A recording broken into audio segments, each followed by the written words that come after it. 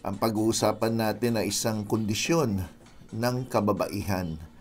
Wala na itong mga lalaki. Ito po yung tinatawag na uterine prolapse. Sa Tagalog, kilala po ito sa salitang buwa. Buwa. Yan. Ito po ay aking napag-isipan na talakayin pagkatapos ng may pumunta sa akin isang ginang na may ganitong kondisyon. Unfortunately, ito ay isang kondisyon na maaaring hayaan, pero pag talagang meron ka ng nararamdaman, walang ibang gamot na pwedeng inumin para mawala po ito.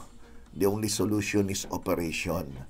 Kaya makinig po kayo para malaman nyo maigi ano ba ang mga dahilan bakit nagkaroon ng ganito ang isang babae at ano yung mga pwedeng gawin para makaiwas. Ito na po. Ang salitang uterine po, no, ang pinag-uusapan dyan yung uterus.